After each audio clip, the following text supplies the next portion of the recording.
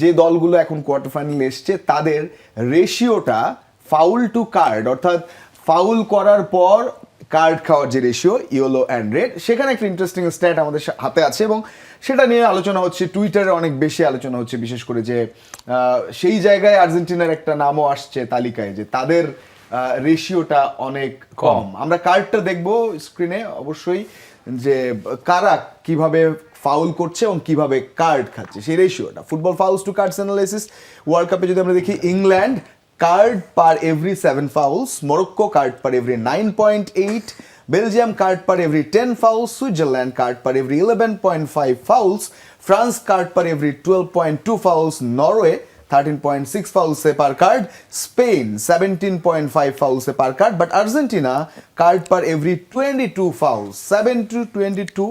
আপনার কাছে একটু অন্যরকম মনে হচ্ছে কিনা, নাকি এটা একেবারে খেলার নেচার বা সবকিছু? না, আসলে ফাউল, আসলে কার্ডের ফাউল ডিপেন্ড অন আপনি কি পরিমাণে ফোর্স করেছেন আর কি পরিমাণের ব্যাট ট্যাকেল করেছেন, এটা কিন্তু আসলে ডিপেন্ড করে স্পেশালি কার্ডের ক্ষেত্রে। এবং কিছু জোন আছে যেগুলোতে আপনার একদম কার্ড ডিরেক্ট দিয়ে দেয়। আপনি যদি 1 ভার্সেস 1 যখন আপনি বিট হয়ে যাবেন, আপনি যদি পিছন থেকে তাকে টেনে ধরেন, it should be red card, specially D বক্সের অ্যারাউন্ড ডি বক্সের এরিয়ায়।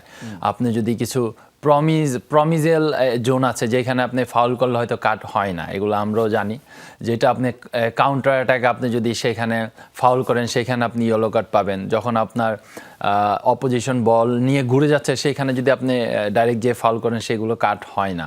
স্পেশালি লাইনে আমরা অনেক ট্যাকেল দেখেছি যে আপনি বল নিয়ে চলে যাচ্ছিল বা আপনি পুশ করে ফেলে দিয়েছেন, ওগুলো কিন্তু কাট হয় না। তো আসলে ডিপেন্ড করে আপনার স্পাইক কি আপনি ট্যাকেল করছেন কিনা, সেই ক্ষেত্রে আপনার কার্ডগুলো বেশি ধরা হয়। আমরা যেটা দেখেছি, আপনি যদি ডাইরেক্ট স্পাইক নিয়ে সিনবনে বা অ্যাঙ্কেল দিকে যান তাহলে কিন্তু রেড কার্ড হয়েছে।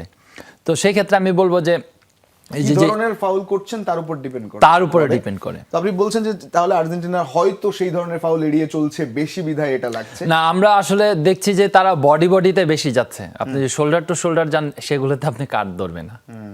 আর আপনি যদি ডাইরেক্ট লেগ বা ফুট একদম স্ট্রেট করে যান বা আপনি যে ট্যাপিং করেন তাহলে সেগুলোতে কাট বেশি ধরা হয়। তো সেটাই। তবে এই কার্ডটা একটা আলোচনা স্বাভাবিকভাবে রাখছে যে কেন আর্জেন্টিনা 22 ফাউলে একটা কার্ড, অন্যদিকে ইংল্যান্ড বা অন্য দল 7, 8, 10, 11, 12, 15। তবে সেটা তপু বর্মন ক্লিয়ার করার চেষ্টা করলেন।